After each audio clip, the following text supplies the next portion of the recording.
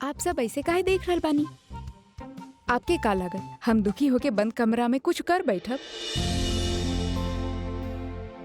आरुषि, ई सब का बा? कल कोर्ट में हियरिंग बाना, पता न कल का होगी। शायद हमरा के सजा हो कि हम जेल चल जाए। ऐसा कुछ ना हो कि आरुषि, तू बरी होके घर आईबू। शायद ऐसा नहीं हो के बुआ माँ, पर सच तो ई बा कि हम में से केहू ना जानेला कि कल का होगी। तू कहे का चाहत बाड़ू आरुषि? चल बेटा मान ले कि कल का होगी केहू के नहीं खे पता, लेकिन ओकरा खातिर तू ड्रेस काहे पहन ले बिया? हाय, कनेक्शन कुछ समझ में नहीं खे आ रहल बा। ओ विहान बेटा, हाँ तू ओकर तरफ काहे देख रहल बड़ा? अपन आँख बंद कर चल। हमार बीवी बाड़ी चाची माँ। हाँ ए भगवान, अब चल फिर देख ले। हाँ ठीक बा। चाची माँ, कोर्ट की सुनवाई के सिर्फ एक दिन बचल बा और ये एक दिन के हम दुखी होके ना जिए चाहत बानी, बल्कि ऐसे जिए चाहत बानी जैसे ही हमरा जिंदगी के आखिरी दिन होखे। ऐसा मत बोला बेटा। हाँ आरुषि, तोहके पता नहीं के हम सब कितना डर गए रहनी, पता बा मासी माँ, पर ये तो हम ना चाहत बानी। हम ना चाहत बानी कि आप सब डरल हुए या दुखी होके। हम आप सबके चेहरा पे मुस्कुराहट देखे चाहत बानी, कुछ ऐसा करे चाहत बानी हम जे हमके हमेशा याद रहे, जे पल के याद करके हम हमेशा हंसी मुस्कुराई और ना कि दुखी होकी।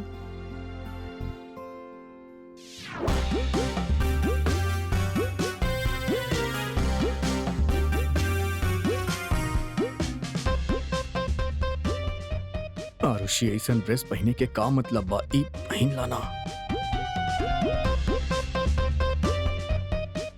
ना आरुषि, पहन लाना एकरा। विहान, ऐसी ड्रेस पहन के आरुषि।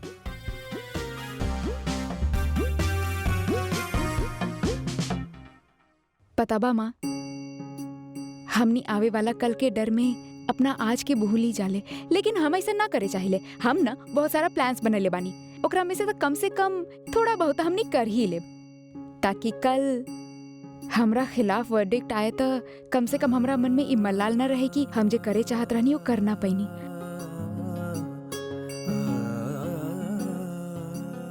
हमार 3 विशेष बा जेके हम ई एक दिन में पूरा करे चाहत बानी, और आप सब अगर हमरा से प्यार करेली तो ई विशेष के पूरा करे में हमार मदद करिए। ना बेटा, हमके तुम्हारी आइडिया पसंद नहीं किया रहल बा। पता नहीं हमके काहे लग रहल बा जैसे ये हमनी के कुछ ऐसा करवाई जी हमनी जिंदगी में कभी ना कैले होगी। एग्जैक्टली चाची माँ, हम ऐसा नहीं कुछ करवाए बाप से जे आप आज तक नहीं खे कैली।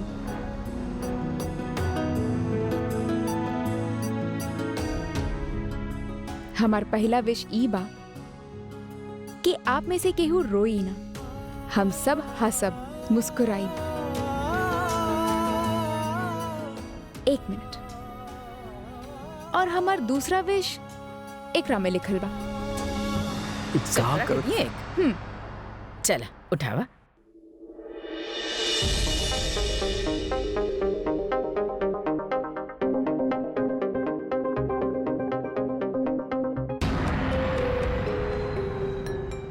ना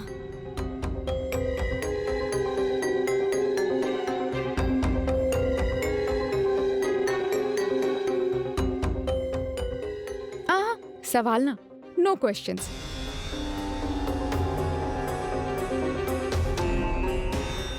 आप सबके पास थोड़ा सा टाइम बा, जल्दी।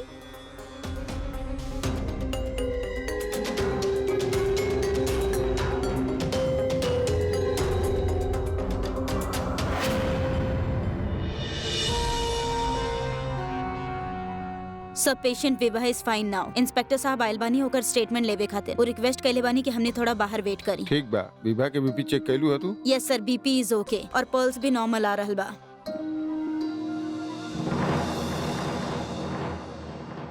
कैसन बानी आप विभा? पहले से ठीक बानी? घबराई मत, सब ठीक हो जाई। हम सिर्फ आपके बयान लेवे आइल बानी। आप बयान देवे के हालत में बानी? Very good.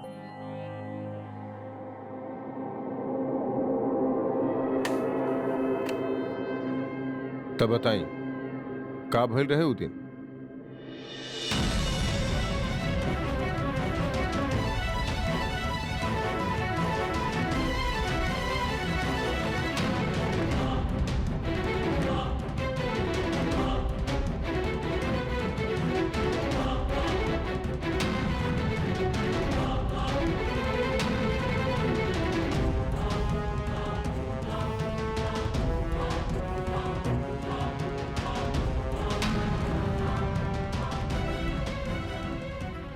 विभा जी, नर्स, नर्स, आप प्लीज बाहर वेट करी, इनका अभी अभी होश आयल बा, तनी रेस्ट करे दी। Okay. Excuse me doctor. Yes, Vibha ji अभी बयान दिली ना, तो इनकर बयान लेवे खातिर हमने कब आशा की ले? देखिए बयान आप बाद में ले ले, अभी हमके पेशेंट के चेक करे दी प्लीज। ओके।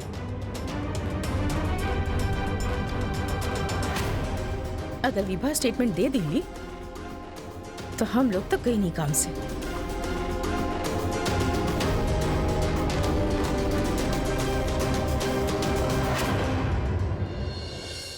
अरे आरुषि, अब तो बता दा का बात हर विश हमके भी इतना तैयार करा के बैठेले बड़ू।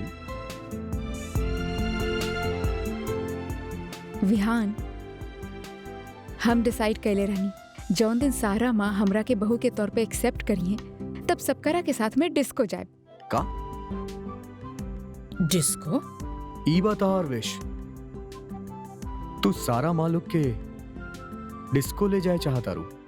हाँ, पर अब डिस्को जाए पॉसिबल तब बाना, लेकिन हमने यहाँ तो पार्टी कर सके नहीं ना बाना दादी माँ। लेकिन डिस्को में तो वेस्टर्न क्लोथ्स पहनल जाला ना? Right mister right. एक मिनट, प्रेजेंटिंग हमार ब्रांड न्यू वेस्टर्न स्टाइल में सजल सासू माँ।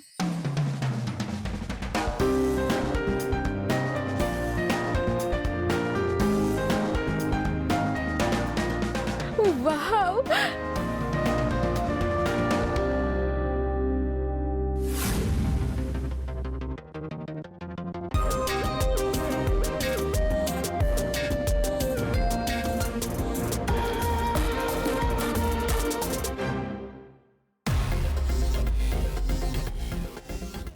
ताईमा,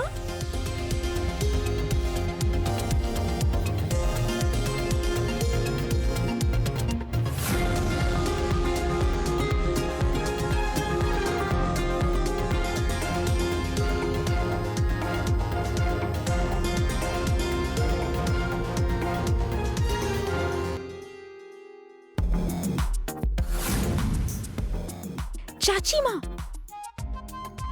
वाओ, का आरुषि, एक कैसन शर्ट बा तोहार। लेकिन आपका कमाल लग रहल बानी, देखी।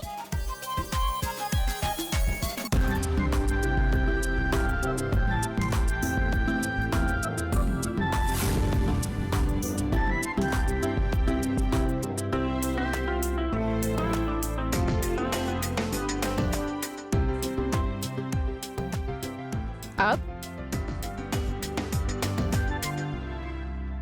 Lettuce party.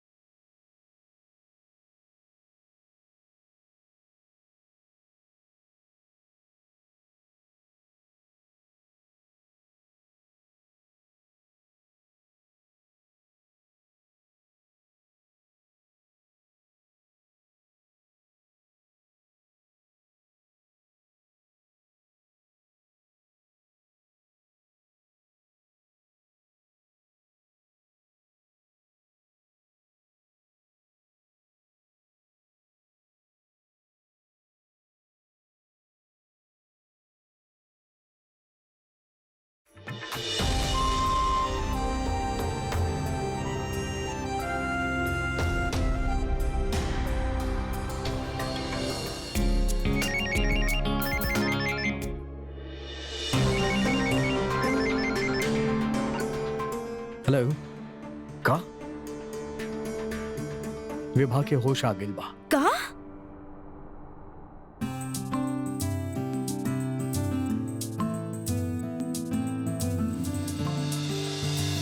अब वो खतरा से बिल्कुल बाहर बाड़ी और कल कोर्ट में अपन बयान देवे आ सकेली।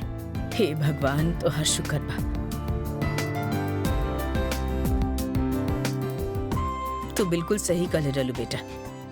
हम कल के फिक्र में आज के भूल जाइले। Thank God. विभा के जान से ज्यादा ई वक्त और कुछ इम्पोर्टेंट नहीं खे बा। ई सब भगवान के चमत्कार बा। आई थिंक हमके हॉस्पिटल जाए के चाहिए। ओकरा से एक बार मिल के आवता नहीं हम। हाँ हाँ जरूर विहान, जाके देखावा विभा के।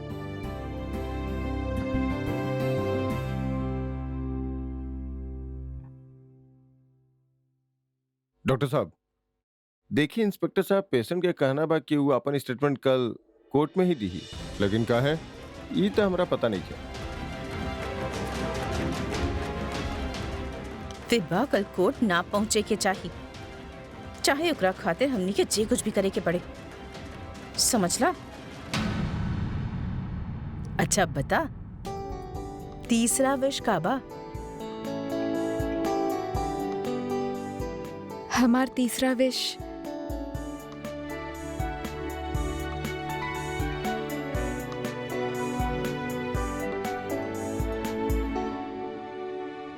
ओफो। Thank God.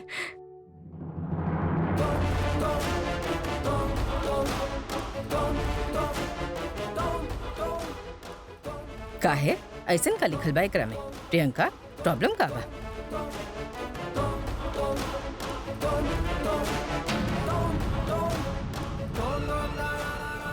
डांस।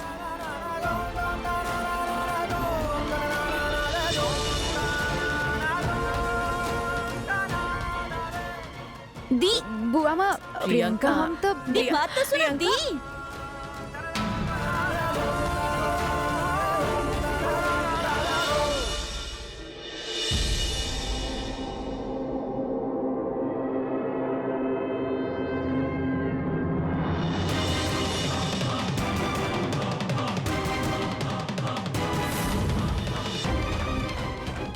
तनी ध्यान से भाई साहब। I am sorry.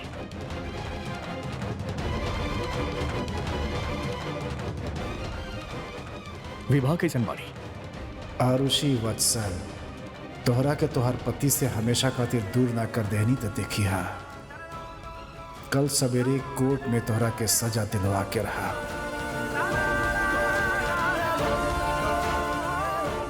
दादी माँ, हमरा से गलती हो गई ना। ना बेटा, बैठ जा बैठ जा। हम तो सब जानत बानी ना, ये पैशन रहे प्रियंका के, ओकर जिंदगी रहे, लेकिन कहीं ना कहीं वो जिंदगी ओकरा के हाथ से फिसल गई। और फिर कब वो प्रियंका वो जिंदगी की तरफ मुड़ के भी ना देखलस।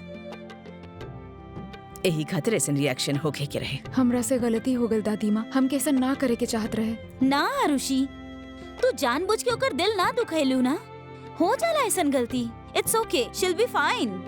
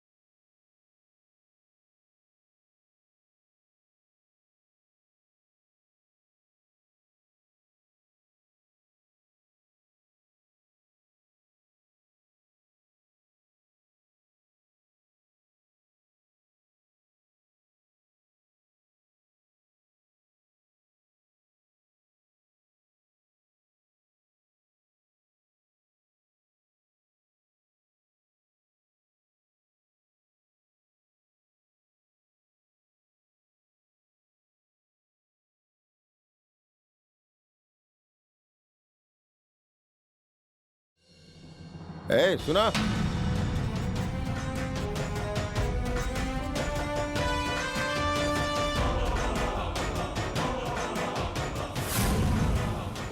तू हमारा संगे आवा, एगो मशीन शिफ्ट करे के बा।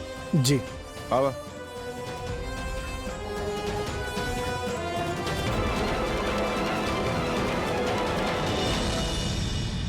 विभा कैसन बाड़ी? अब खतरा से बाहर बाड़ी, कल कोर्ट के हियरिंग में भी जाए वाला बाड़ी। Oh thank God sister. अच्छा हम ओकरा से मिल सकेली प्लीज? सॉरी, अभी वो आराम कर रहल बाड़ी। ओके ओके आई अंडरस्टैंड। तो हम कल सवेरे आइब और आपके कुछ भी जरूरत होके तो please inform me. I am just phone call अवे। ओके श्योर। लेकिन कल आप पैजा काहे आई हैं? हमारा मतलब आप विभा के साथ में पुलिस तो रही ही। हाँ सिस्टर, लेकिन आरुषि के खातिर विभा के कल कोर्ट में पहुंचल बहुत जरूरी बा। It's very important. और हम तो यहाँ तो आई भी, और आप भी प्लीज यहाँ ख्याल रखिए, यू नो कुछ भी ऊपर नीचे ना होके के चाहिए। एंड प्लीज डोंट माइंड, हम सिर्फ सिक्योरिटी पॉइंट ऑफ व्यू से कहता नहीं। डोंट वरी सर, यहाँ के सिक्योरिटी बहुत टाइट बा, तो you don't worry please.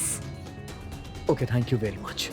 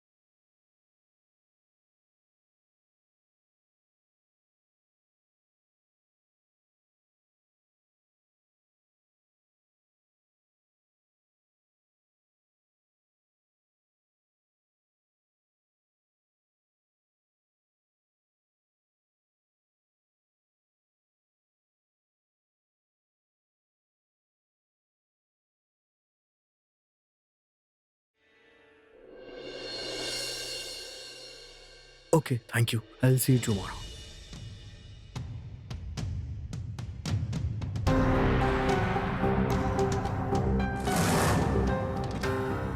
Patient के वे ऐसे बीच कॉरिडोर में क्या करा था?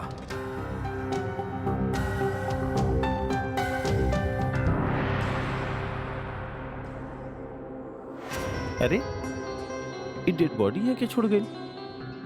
कैसन कैसन लापरवाह लोग बड़े।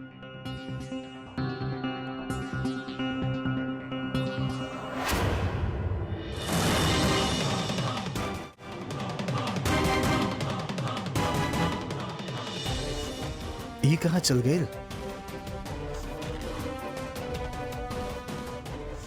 कहाँ गइल रहला तू?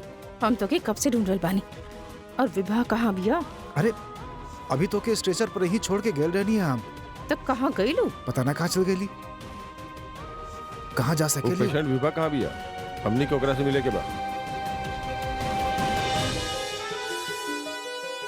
चला। वो लोग हमने के देख ली हैं तब पकड़ ली हैं। हमने के यहाँ से निकले के होके। हाँ। चला।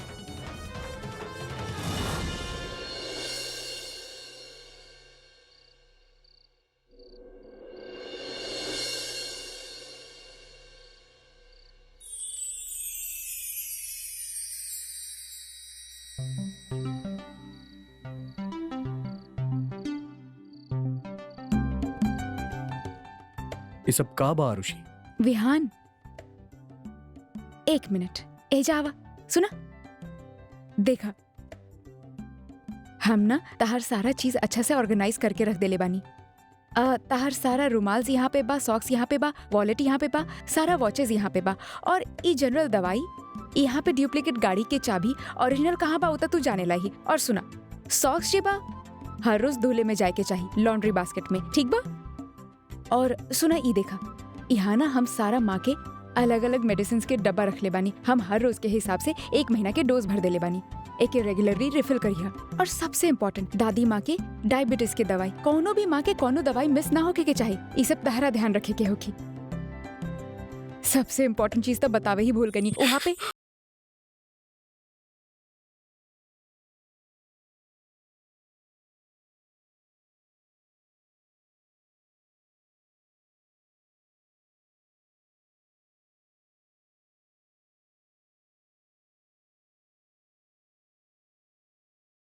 जयपू काहे करत हारू ही सब, तोरा कहू ना जाए दे। यू हियर दैट, तू कहू नहीं के जात। जाए तो हम भी ना चाहिए बिहान, पर कल कुछ भी हो सकेला ना। कल कुछ ना हो आरुषि, कल कोर्ट के बाद तू हमरा साथ, हमनी सबके साथ घर वापस आईबू। सुन लू तू तो कहू ना जाइबू।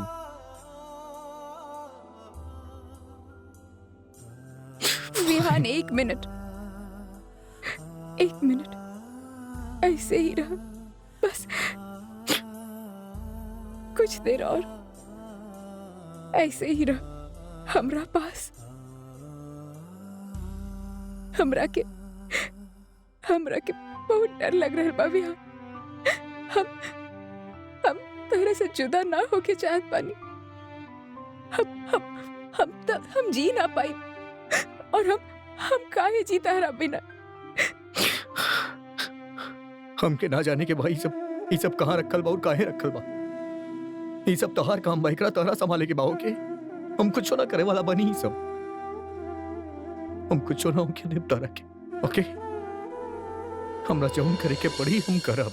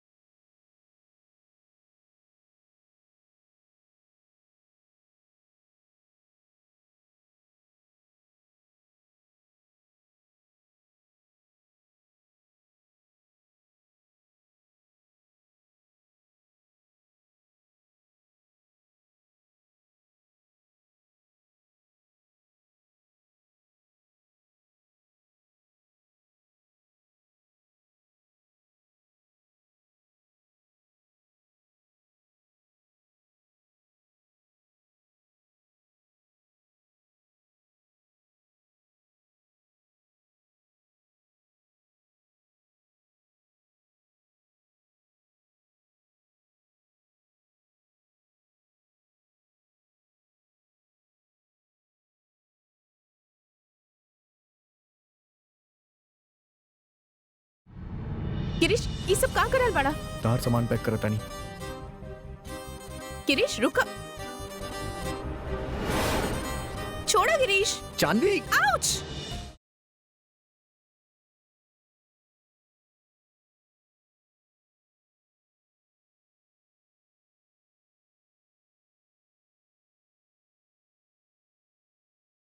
Marry me. का? शादी करला हमरा से।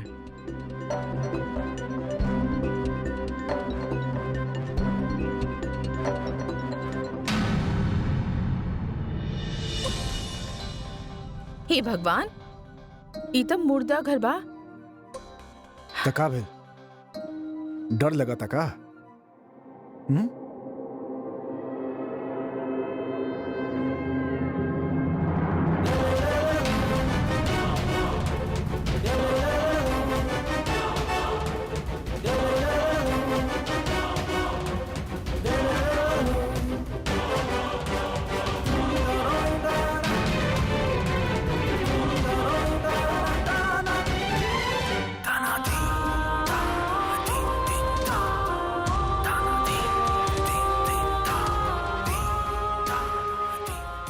छोड़ा हमरा के।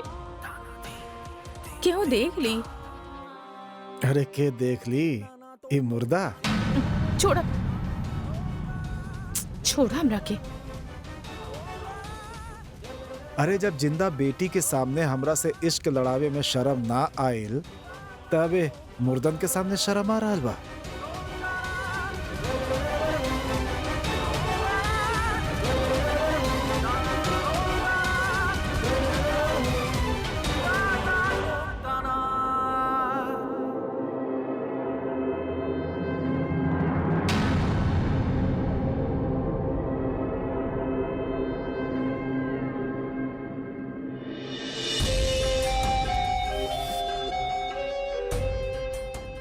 अगर विवाह कल कोर्ट पहुंच गए तो हमनी के सारा रात से पर्दा हट जाई।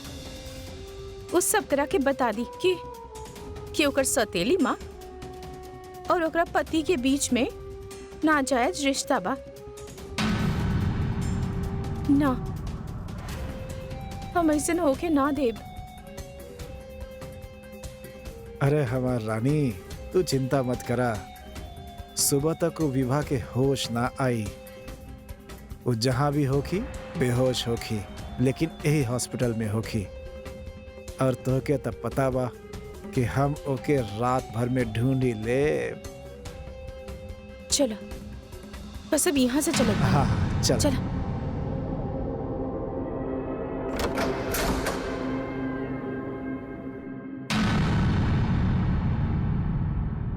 ना गिरीश, आई कांट। ये ना हो सकेला। काहे जानवी? का हम इतना बुरा बानी? गिरीश, तू समझे की कोशिश करा। जी तू हमरा के समझ रहा बड़ा, हमू ना बानी। इससे बेहतर बा कि तू हमरा से दूर रह। एक खातिर नहीं कि तू अच्छा इंसान ना बना, बल्कि कहा जानवी? बोला ना। हमके तहार इनकार करे से कोनो प्रॉब्लम नहीं खे, लेकिन एटलीस्ट हमके वजह तो पता हो के चाहिए ना। गिरीश, हम तेरा की वजह ना बता सकीले। काहे कि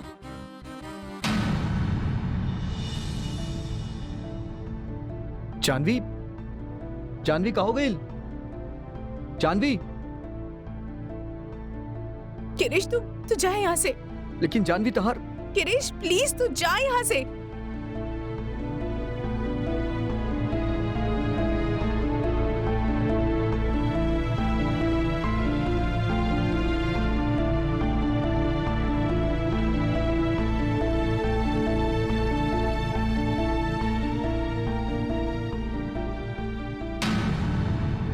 तू आज का दिला गिरीश?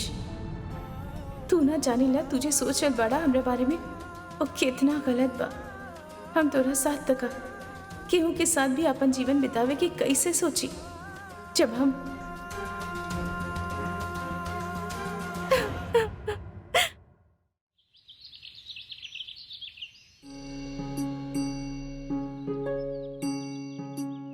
जियत रह बेटा।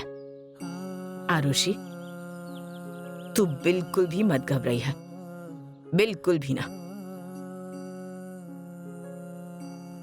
भगवान तोहार रक्षा करिए बेटा। एक खास तोहार खातिर बंगला साहब गुरुद्वारे से मंगवेले बानी। भगवान की कृपा रहे तो तोरा के कुछ ना होगी बेटा।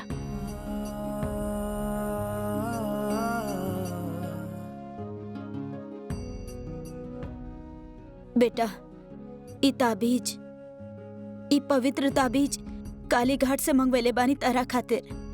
ई तो हर जिंदगी के सारा अपशकुन काट दी।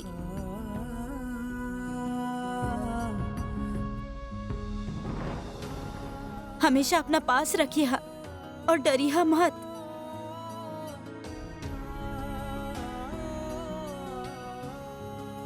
ला बेटा, ई छतरपुर के अम्बे माँ के प्रसाद बा।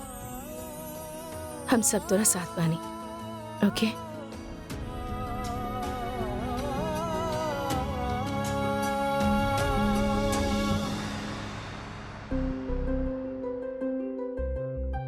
मासी माँ,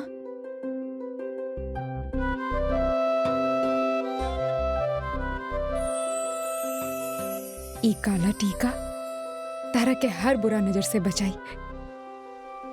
एंड डोंट वरी, हमनी घर वापस आ रहल बानी।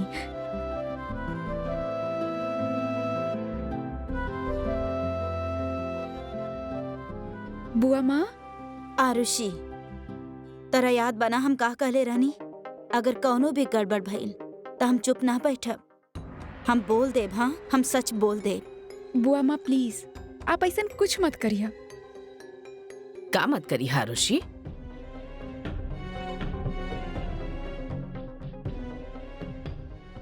कुछ ना दादी माँ, ऐसे ही। आरुषि, पुलिस आइल बा तारा के लेवे।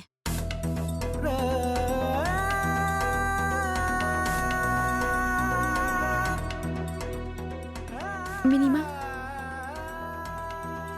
ऑल द बेस्ट। विहान कहाँ बा? दादी माँ विहान हॉस्पिटल गइल बा, वे भागे लेके डायरेक्टली कोर्ट में ही आई।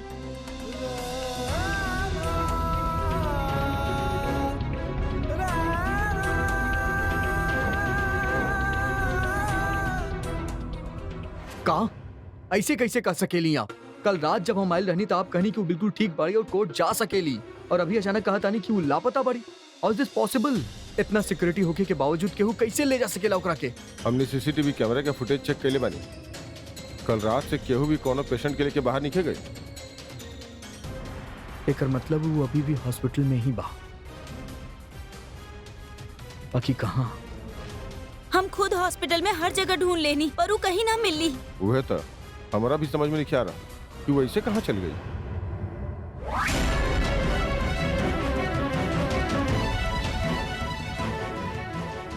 जरा ध्यान से भाई साहब। I am sorry. Oh my God, ओह गॉड, वो अरविंद रहे। का?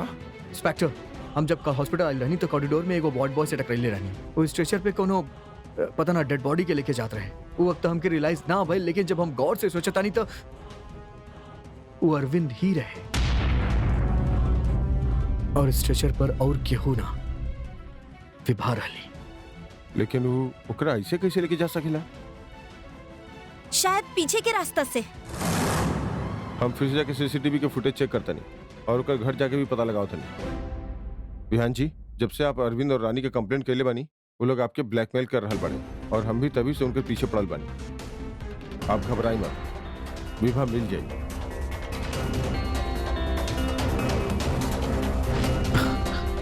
डॉक्टर साहब एक और बार चेक कर जाए। आई।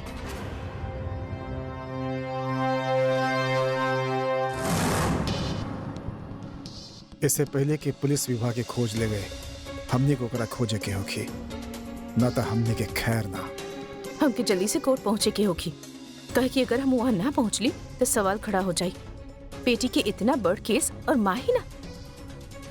एक खातिर तू ओके जल्दी से खोजा और ठिकाने लगा दा, जब तक हम कोर्ट जाके अपन एक्टिंग दिखावत पानी।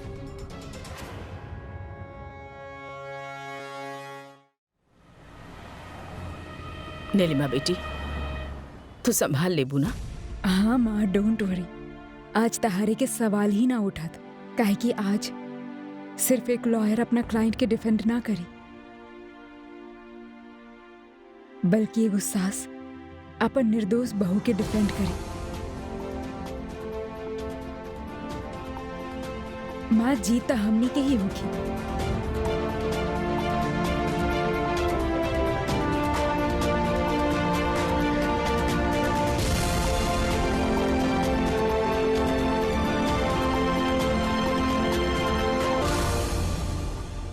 माँ,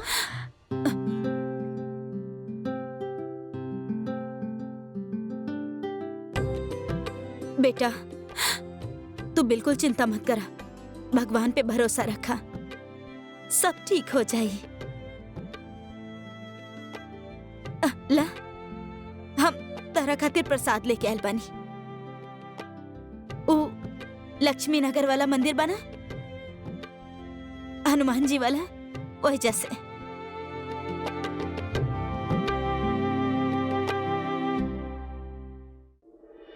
एक्सक्यूज मी, कुछ पता चला आपके? ना सर। ओह गॉड, कहाँ हुई विभा?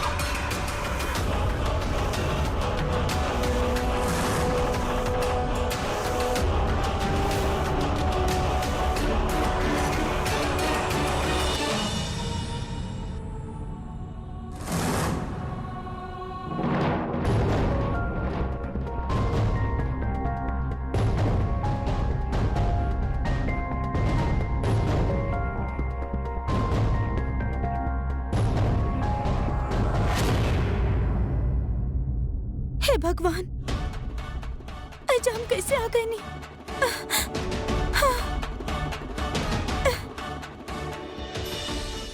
ये जरूर हमार पति और माँ के काम बा। वो हमरा से पीछा छुड़वावे खातिर हम राजा छोड़ के चल गए लोग की।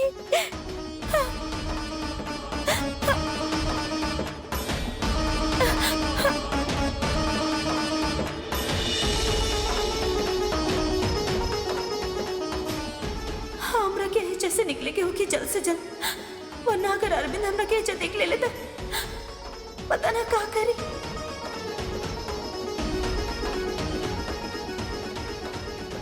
हे भगवान, ये तो बाहर से बंद बा। ऑनरेबल जस्टिस प्रकाशर खातिर सब केहू खड़ा होके।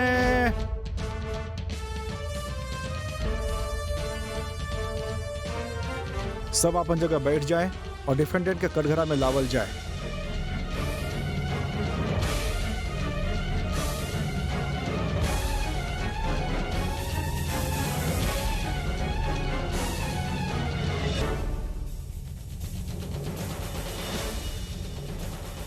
कार्रवाई शुरू कल जाए। योर ऑनर, एकरा के हिट एंड रन कहल गलत होगी। हमार क्लाइंट आरुषि से एक्सीडेंट भइल जरूर, लेकिन ऊ वहां से भागल न,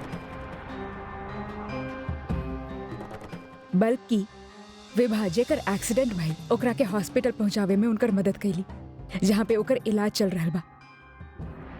और अब तो ऊ पूरा तरह से ठीक हो गई बिया और कुछ ही देर में यहाँ भी आ जाए आपन बयान देवे।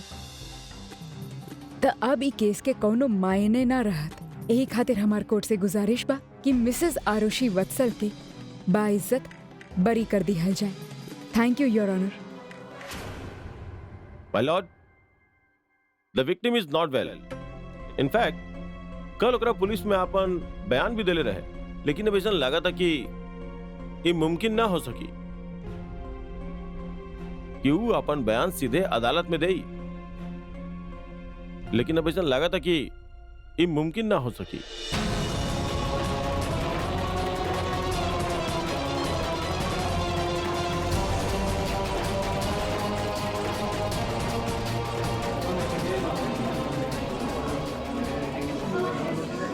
ऑर्डर ऑर्डर, शोर मत करें। जज साहब, ये सब इन्हीं लोगन की करतूत बा। जज साहब, ये वत्सल परिवार वाले जानत रहले कि अगर विभा बयान दे दी तो आरुषि वत्सल के जेल हो जाई। ये लोग ही ना चाहेले कि हमार बेटी जिंदा रहे। जज साहब, ये लड़की के मत छोड़ी। जज साहब, बचा ली हमार बेटी के। जज साहब,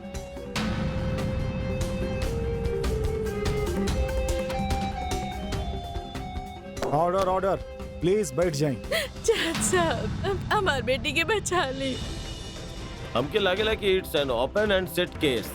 मुलजिम के पास ड्राइविंग लाइसेंस नहीं है और वो जानबूझ के पूरा होशो हवास में गाड़ी चलौलक और दूसर के जान के खतरे में डाल देंगे। एक खातिर मुलजिम के कड़ा से कड़ा सजा सुनावल जाए के चाहिए। Objection your honour. हमके लागेला कि हमनी के विभा के इंतजार करे के चाहिए और उनकर बयान सुन लेवे के चाहिए, बिकॉज आई थिंक शी हैज समथिंग वेरी इंपॉर्टेंट टू से।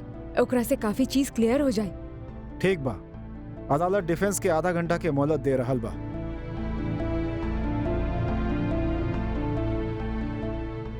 अगर वो वक्त तक विभा अदालत में ना आईली तो हमरा के मौजूद गवाह और सबूत के आधार पर एक केस के कार्रवाई के आगे बढ़ावे के होगी। Thank you.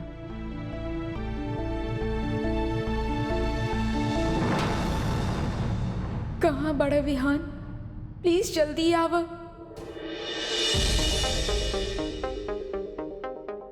सिस्टर, कहाँ आप एकरा खोल सकेली? एकरा के? लेकिन ये तो मुर्दा घर बा, यहाँ सिर्फ डेड बॉडीज रहेला। अरे जब हमने बाहर जाके देखा था नहीं तो यहाँ देखे में का हर्ज बा। All right, please.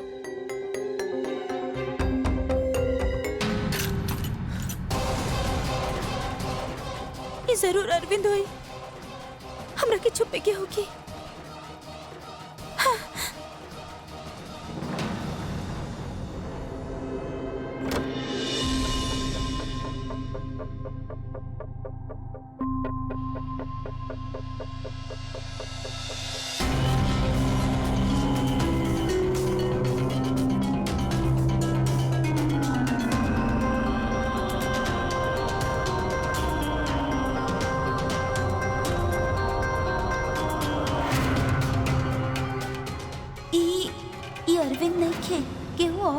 अगर विहान विवाह के वक्त पे ना लाए तो हो सकेला कि प्रोसिक्यूशन आरुषि के पुलिस कस्टडी के डिमांड करे ताकि आगे के कार्यवाही जारी रख सके।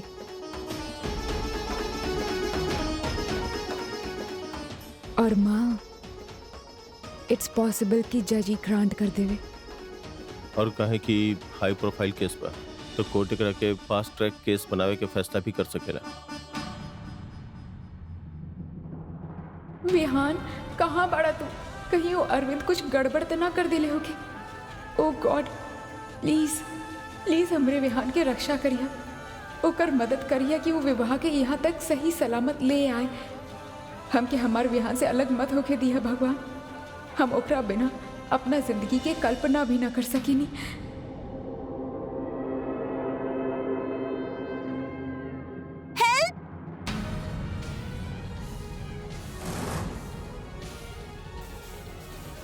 विभा, सिर्फ 15 मिनट बचल बा।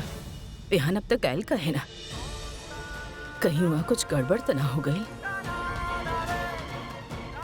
बस एक बार विवाह जज के सामने आ जाए तो हम सब संभाल ले। हम जल्द से जल्द हॉस्पिटल जाके देखा था नहीं कि वहाँ का हो रहा बा। प्लीज हमरा के बचा ली। विभा, संभाला अपना आपके विभा, संभाला संभाला अपने आपके, संभाला। कुछ नहीं तो रहा कि हम कहता नहीं ना। Are you okay? वो हमरा के मार डाली। केहू तोरा के कुछो ना करी, हम बानी ना आई जा। तू संभाला अपना आपके, का होत बता रहा के बतावा हमके। कुछो ना होई तोरा विभा।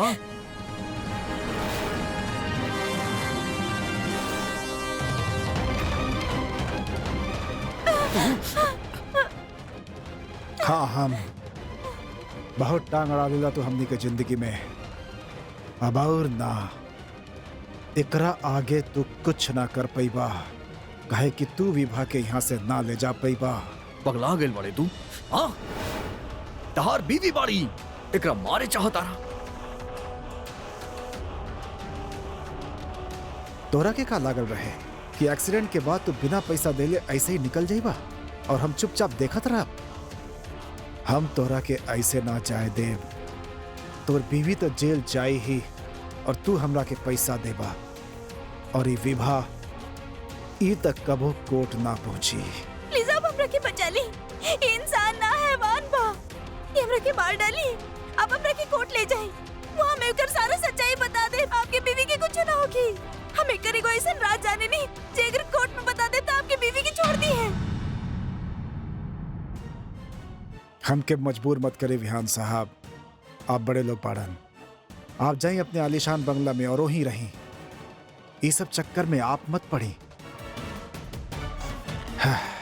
ये चाकू बा, बहुत तेज धार बा एकर।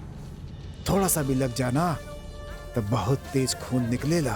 कोनो काम के नहीं खे तहारी चाकू, एकरा लपेट के अपन पॉकेट में रखला। और रहल बात विभा के, ओकरा कोर्ट पहुंचावे से तू का केहू भी हमरा के ना रोक सकेला। देखा तानी हम भी कि तू का करेला। तू ऐसे ना विभा भागा, जा जल्दी, रन विभा रन, भाग जा।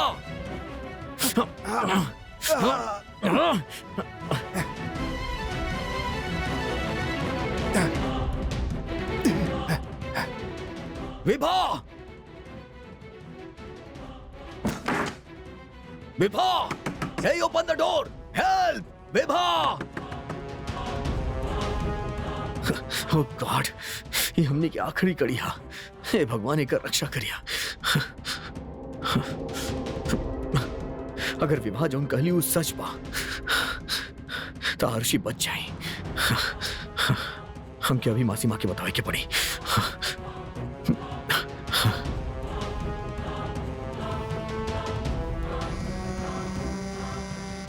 Come on, मासी माँ, pick up the phone.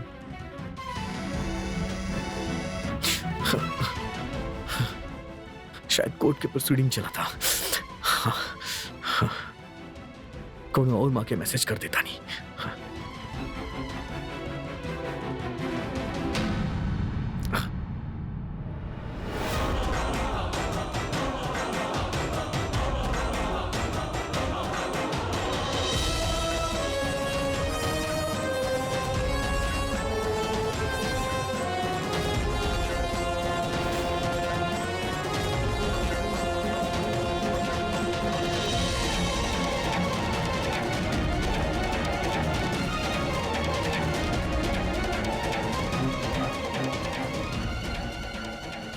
विभा, विभा, देखा बाहर आजा।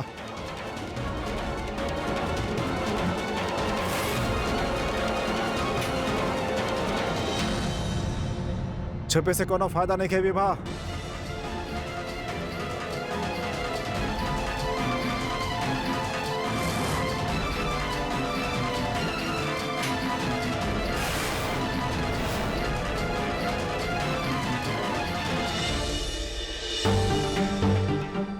नीलिमा, हम्म? विहान के मैसेज बा।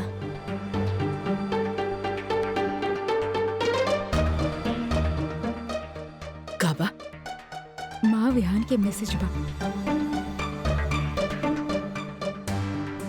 कि जब तक हम विवाह के लेके ना आत, मासी से कहा कि कोनो तरह मैनेज करे। ना मतलब ये मैसेज के का मतलब बा? एकर ई मतलब भाई कि विवाह कुछ ऐसन बतावे वाली बिया जेकरा से इस सारा केस आरुषि के फेवर में हो जाए। पता ना विहान बा कहाँ और कब तक ऐजा पहुंची। हम ओकरा के फोन करता नहीं। जज साहब आ गए बाड़न। सब लोग बैठ जाएं।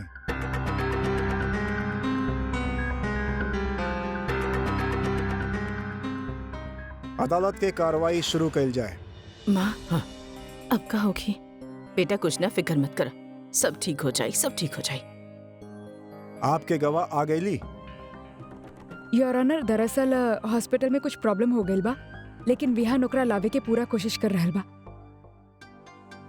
और योर ऑनर, हमके एक खबर मिलल बा कि विवाह कौनो ऐसन राज के पर्दा उठावे वाला बिया जेकरा से ई केस पानी के तरह साफ हो जाए। ऑब्जेक्शन मिलॉर्ड, ई केस के डिले करे के कोशिश कल जा रहल बा। अगर कोनो गवाह बा तो अदालत में पेश कल जाए, ना तक जे गवाह और जे सबूत मौजूद बा ओकरे के बुनियाद मान के ई केस के कार्रवाई के बढ़ावे के इजाजत दिहल जाए। Objection sustain, you may proceed. Thank you milord. Milord, ई केस के एक और पहलू बा। मुलजिम आरुषि बेल मिले के तुरंत बाद विक्टिम विभा से मिले हॉस्पिटल गई और मुलजिम से मिलने के तुरंत बाद विभा कोमा में चल गई। ई सिर्फ एक इत्तेफाक रहे।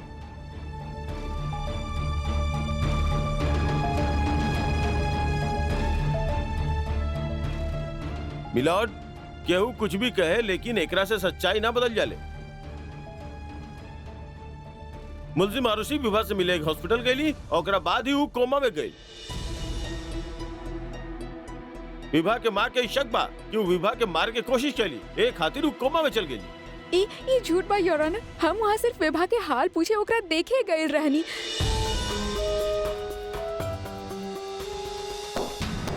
Order, order.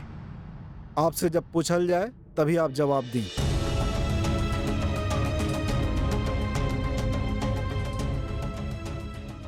मिलॉर्ड, यही खातिर हम अदालत के बतावल चाहतनी कि इस सिर्फ एक मामूली एक्सीडेंट के केस नहीं थे, बल्कि सोचल समझल कत्ल के केस बा। हमारा अदालत से अपील बा कि मुलजिम आरुषि के तुरंत हिरासत में ले लिहल जाए।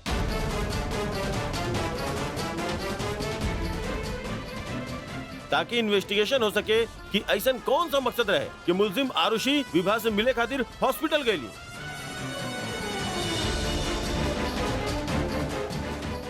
Objection your honour.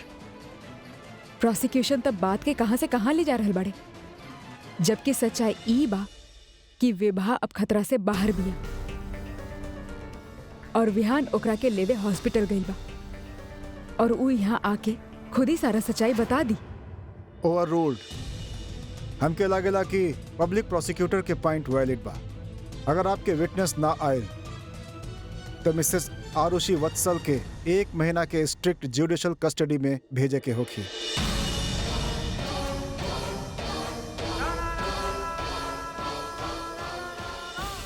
ताकि आगे के तहकीकात पूरा कैल जा सके।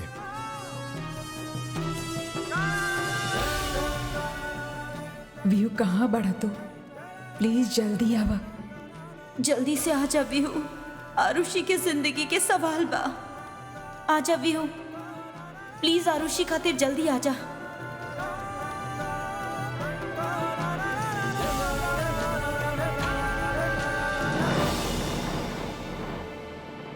दरवाजा खोल अब केहू। Open the door. Help help. Vihan, तू यहाँ ये सब का हो रहा बा? वो अरविंद विभा के मार दई। हमनी के ओकरा के बचावे के पड़ी रौनक। पर विभा बा कहाँ? पता ना, वो लोग एजे से गल बाड़े। वी नीड टू फाइंड देम। और लेट्स गो।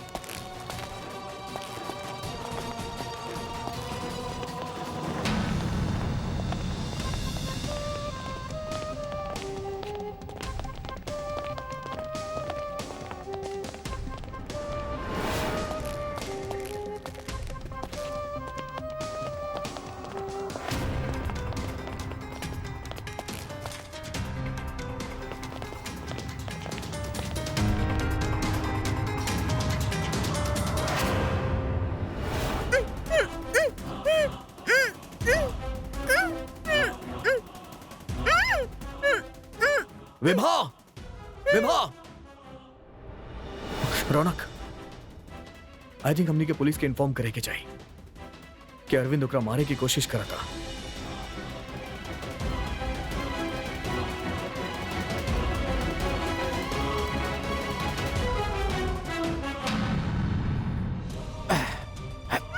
चल चल, वरना गला काट दे विकरा से तोर हम। प्लीज, हम तो हर पैर पड़ता नहीं, हमरा के मत मारो प्लीज। अच्छा, ना मारी, छोड़ दी तो रखे, ताकि तू बाहर जाके पूरी दुनिया के सामने हमार राज खोल दा। और तू का कतर तू विहान वत्सल से कि हमरा के कोर्ट पहुंचावा, हम राज बताई, है ना? राज बताइबू तू, तोहरा किताब हम पहुंचाए, वो भी सीधा ऊपर। हम केहू से कुछ ना कहब, हम कोनो कोट ना जाइब, हम कुछ ना करब। प्लीज इस हमरा के मत मारा, हम केहू से कुछ ना कहब। सॉरी विभा, अब बहुत देर हो चुकल बा। दरअसल तोरा वो एक्सीडेंट में ही मर जाए के चाहत रहे, लेकिन तू मरलू ना, और ना मर के तू जौन गलती कैले बारू ना, ओकर सजा ते तोहरा के मिली। हमके बहुत अफसोस बा विभा, हमके हमार हाथ तोहार खून से रंगे के पड़ी, ताकि तोहरा मौत के बाद हम और हमार प्यारी रानी यानी तोहार सौतेली माँ दोनों एक साथ हो सकी। सॉरी, तोहरा के मरे के होखी, तोहरा के मरे के ही होखी।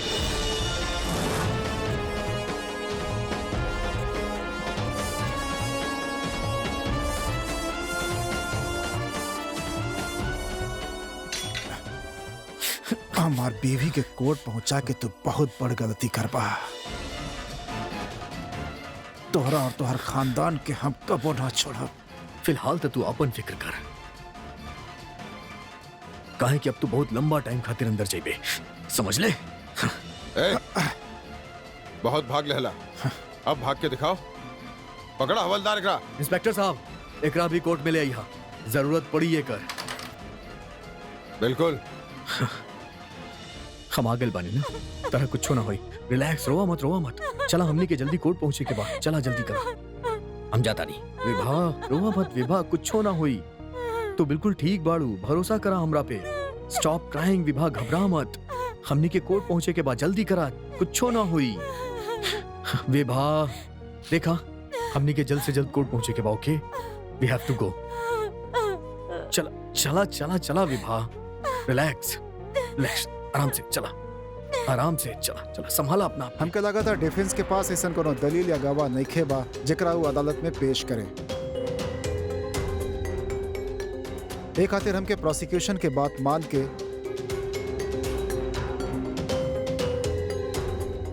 आरुषि वत्सल के 1 महीना के स्टिक जुडिशरी रिमांड पर भेजे के होखी।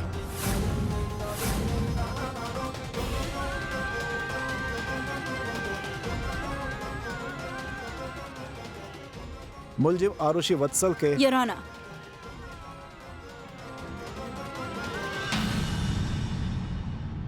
हमरा के कुछ कहे के बाद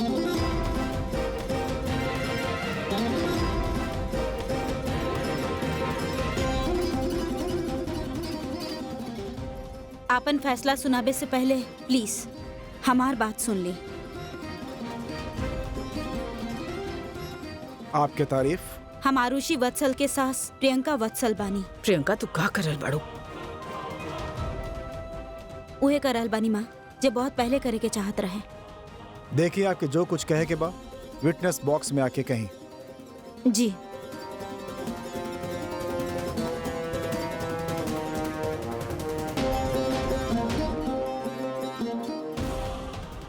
बुआ माँ प्लीज।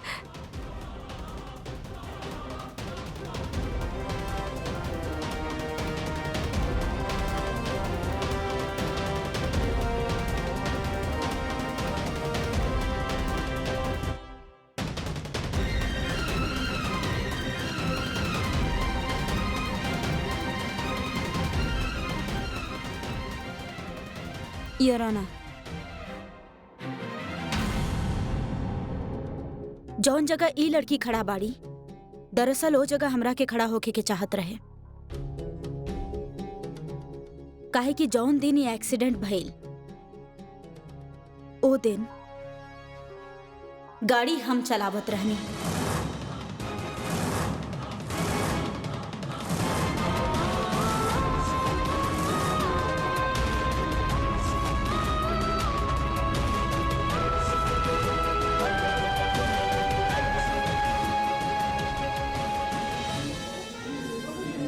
Order order. और ये सिर्फ हमरा के बचावे खातिर इल्जाम अपना सर पर ले रहल बाड़ी। योर ऑनर, ई सच ना बा। ये हमार सास बाड़ी और ये सिर्फ हमार जान बचावे खातिर ये सब कह रहल बानी। गाड़ी हम चलावत रहनी। बुआ माँ प्लीज इनके बताई ये झूठ बा।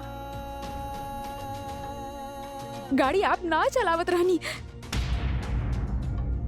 बुआ माँ प्लीज। Order order. आरुषि हमनी के प्रियंका खातिर इतना बड़ कुर्बानी देवे जात रहे।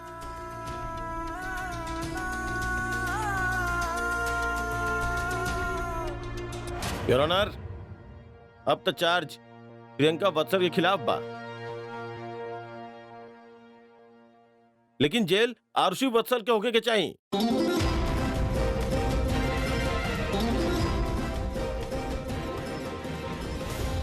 कहे कि गुनाह करे वाला से बड़ा गुनाह छुपावे वाला होखेला। Objection your honour. प्रोसिक्यूशन बिना कोनो तथ्य के, बिना कोनो सबूत के कुछ भी बोले जा रहल बाड़े। Objection over ruled. हो सकेला एक्सीडेंट प्रियंका वत्सल के लिए होखन, लेकिन अदालत के सामने जौन बात दूसर रखल गईल बा, जेमे की विभा नाम के लड़की जे ए एक्सीडेंट में जख्मी भइल बिया और हॉस्पिटलाइज भी भइल बिया, ऊ आरुषि वत्सल से मिले के बाद कोमा में गईली। अदालत पुलिस के हुक्म देतिया कि वो प्रियंका वत्सल और आरुषि वत्सल दोनों के कस्टडी में ले ले।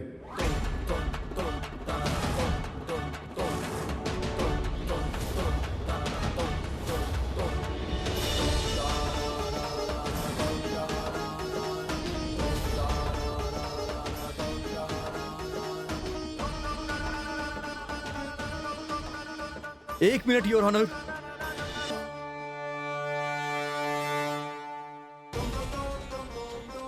विभा,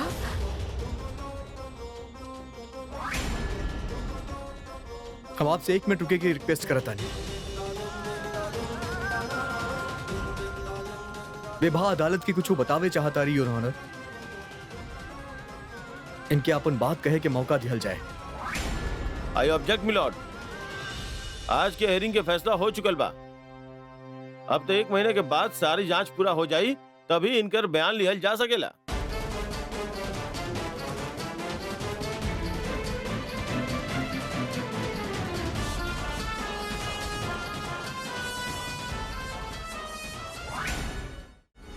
प्लीज जज साहब मेहरबानी करी, कहे कि आज अगर अब हमरा के ना बोले देनी तो ये दोनों औरतन के साथ बहुत नाइंसाफी हो जाई। कहे कि आज हम आपसे ऐसन बात बतावे वाला पानी जेकरा से ये पूरा केस पानी की तरह साफ हो जाए। अगर आपके जिंदगी में आपके माँ, पत्नी या बेटी जरा से भी अहमियत रखेली तब प्लीज हमरा के बोले दी, वरना हम समझ जाइब कि औरतन के बात सुने वाला केहू नहीं खे।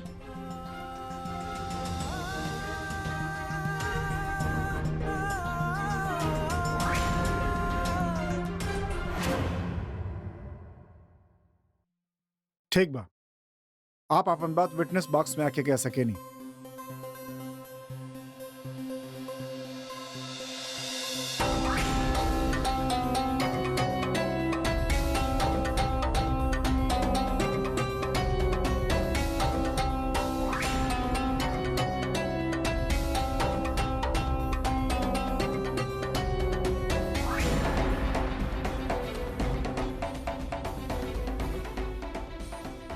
कहीं आप का कहल चाहता नहीं?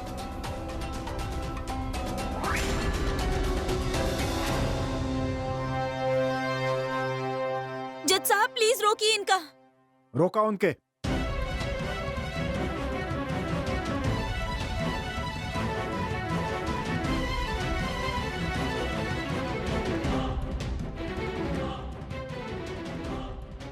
जज साहब ओ दिन ई दोनों हमरा के अपन गाड़ी से टक्कर ना मार ले रहली।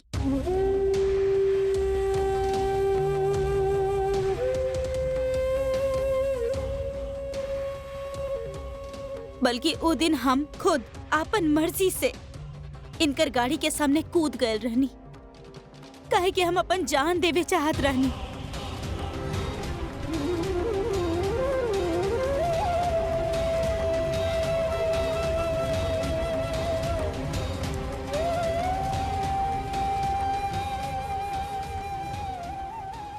ये आप का कहता नहीं? हाँ जज साहब, हम अपन जान देवे चाहत रहनी, काहे कि हमरा पास जिए के कोनो वजह ही ना बचल रहे। काहे कि ओ दिन हमरा के पता चलल कि हमार सौतेली माँ और हमार पति के बीच नाजायज संबंध बा माय लॉर्ड।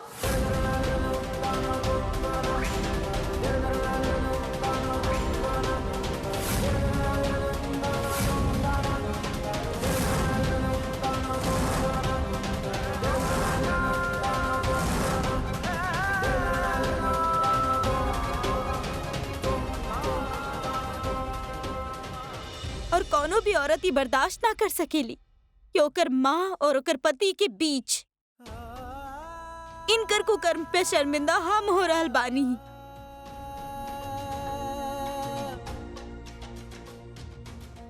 माँ एगो बहुत पवित्र रिश्ता होखेला, भले ही सौतेली होखे लेकिन माँ त माँ होखेली ना।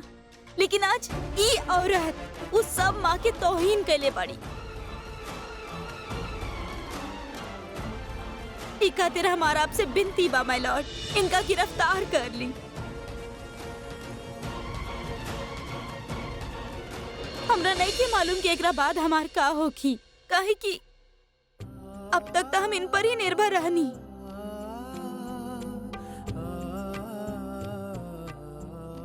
लेकिन अब हमरा के कोनो परवाह नहीं खे। आरुषि जैसन औरत हमरा खातिर आदर्श बाड़ी। इनका देख के हमरा की भी हिम्मत आइल बाकी कि हम भी अपन पति और अपन माँ के खिलाफ खड़ा हो सकी। हम हमेशा सुन ले रहनी पति हमनी खातिर भगवान हो खेले,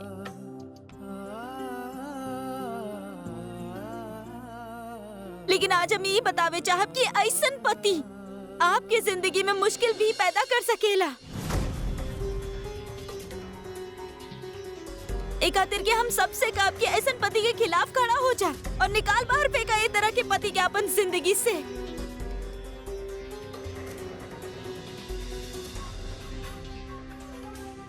काहे कि एगो पति सिर्फ तब तक इज्जत के हकदार हो खेला जब तक वो आपकी इज्जत करे।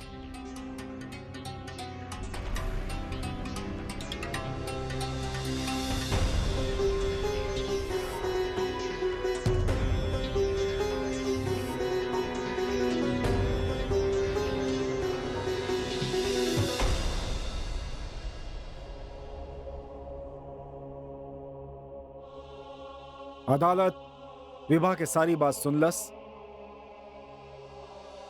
और ई नतीजा पर पहुंचल कि ई केस हिट एंड रन के केस नहीं खे, बल्कि आत्महत्या खातिर मजबूर करे के केस बा।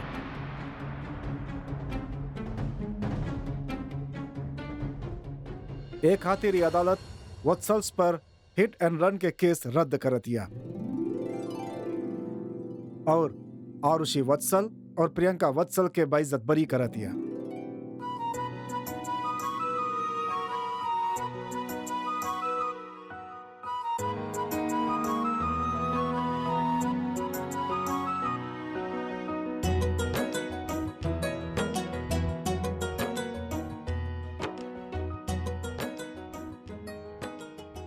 और अदालत पुलिस की हुक्म देतिया कि विभा के आत्महत्या खातिर मजबूर करे के जुर्म में रानी और अरविंद के तुरंत गिरफ्तार कैल जाए।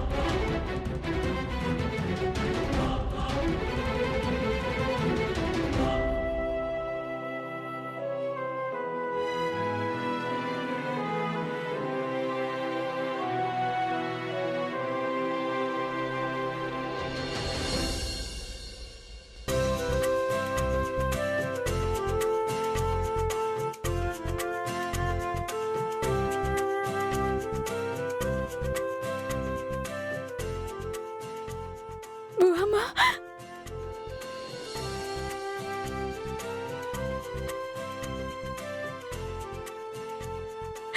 हमने जीत गए नहीं।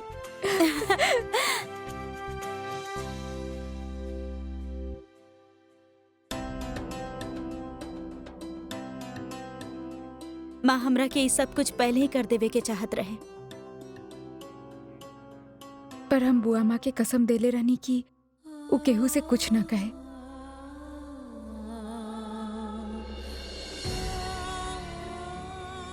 तू कौना मिट्टी के बनल बाड़ू आरुषि?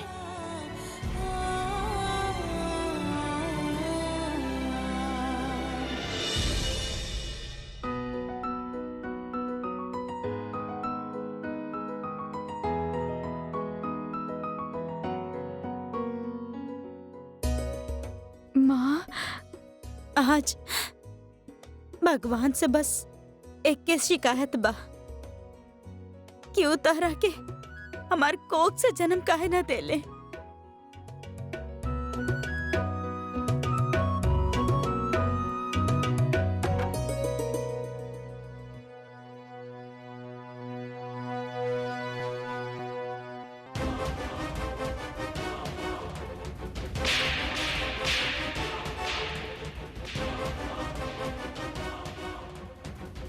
कितना नीच औरत बाड़ू तू। तहरा जैसन औरतन के वजह से केहू सौतेली माँ पे विश्वास ना करेला। माँ तो माँ हो खेली, ओकर आगे सौतेली लगावे से ओकर ममता पे कोनो फर्क ना पड़ेला। तू अपन बेटी के साथ जौन कैलू उ दुश्मन भी अपना के साथ ना करेले। लानत बा तहरा पे कि तू अपन बेटी के पति छीन ले लू और ओकर जिंदगी नरक बना दे लू।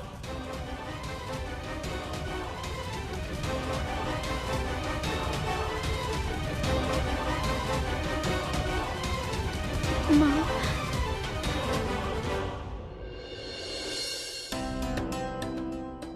विभा, विभा, थैंक यू। तू ठीक बाड़ू ना? हाँ,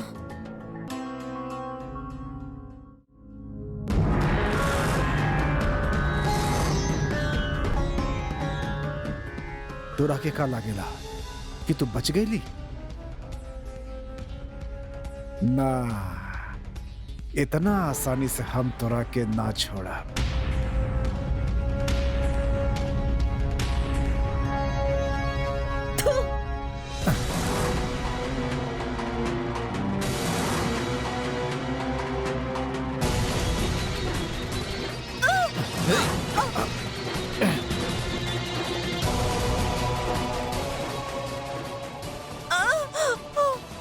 हम वापस आए फिर बताए तोरा के हम विभा। वापस आई हम।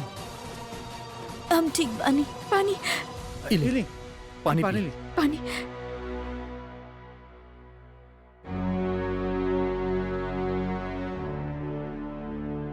विभा, तू अब अपना घर जाइबू? पहले हमनी के एकरा के घर ले जाए के चाहिए। एके आराम के जरूरत बा। ना माँ जी, हम बस चल जाए। हमके माँ कहले बाड़ू ना, तो जैसन हम कहत बानी वैसे नहीं करा। चल चल।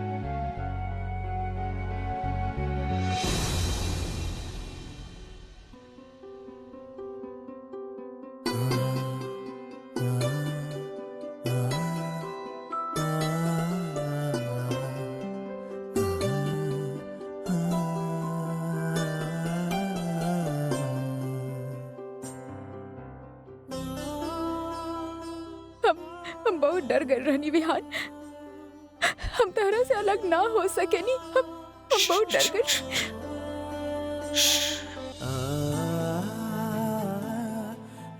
सब कुछ खत्म हो गइल बा। ओके, अब तू वापस हमरा साथे घर चल, हमनी के घर। I love you. चल दे।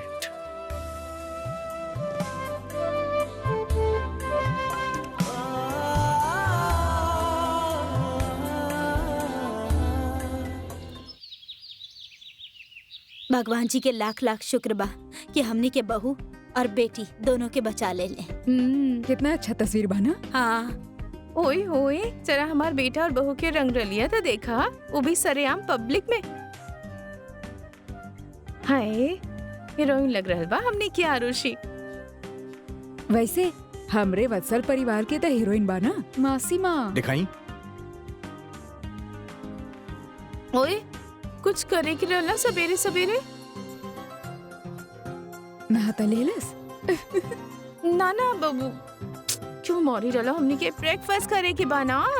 हाँ, चला। वैसे बबीता प्रियंका कहाँ बिया? वो तो सुबह सुबह चल गईली। चल गई? कहाँ चल गई? ऑफिस गए हो चाची माँ। हमनी के भी चले के चाहिए। चलो चलो, लेट होत बा, हमने ब्रेकफास्ट करके निकल जाए। ली चाची माँ। आरुषि, रिलैक्स। प्रियंका वैसे ना रह। ऊ का कहले मिनी ओकरा कड़वा करेला। ऊ बदल गइल बिया। और हमके लागेला ये बदलाव ऊ रात आइल जब वो दिल खोल के नचलस, है ना? हाँ, कितना अच्छा डांसर बाड़ी ना हमनी के प्रियंका। वैसे ही बबीता कहाँ बिया? वो भी दिखाई न दे रहा। बबीता तो वहाँ गई बिया ना। ओ जी वहाँ का कहले ओकरा के? अब कहा कहले ना भाभी, आपके ही पता बा। वैसे आपके याद आई ना, ओकरा से पहले वो भी वापस आ जाए। याद आ गई, डांस एक्सरसाइज करे गई बिया। ओह, नॉट बैड चाची माँ, का बात बा। फुल कॉन्स्ट्रेशन के साथ अपन हैंड्स के स्ट्रेच करके पूरा तरह से ऊपर। अभी ब्रीथ इन, पूरा सांस अंदर, यहाँ पे रुके के बाद पूरा तरह से कंसंट्रेट करे के बाद आंखें बंद। पता बा, हाल ही में वर्ल्ड योगा डे रहे 21 जून के। यही खातिर अब हमनी योगा ध्यान लगा के करब, एकर समर्थन में।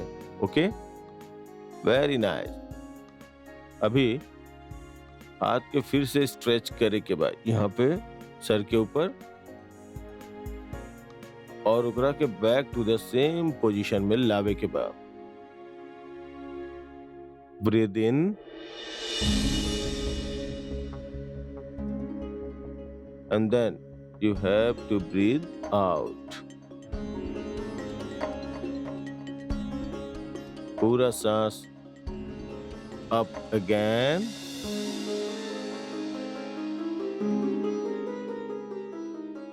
Very nice. Great. Now you all are done for the day.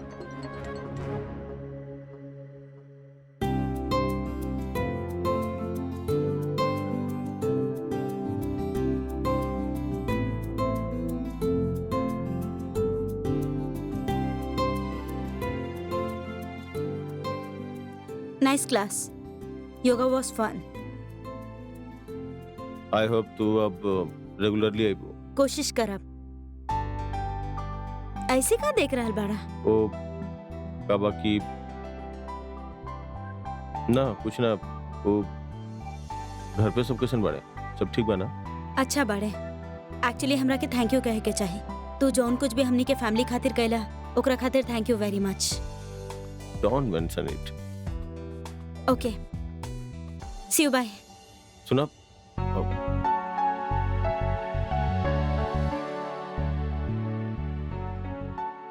अब का भइल? कुछ ना, हम भूल गए। ठीक बा, याद आया तो फोन कर दी है। या श्योर। एक मिनट। आप का बा?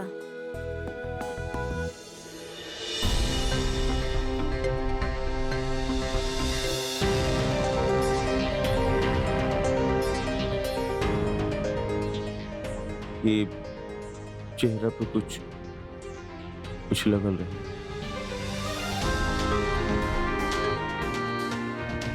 बाय।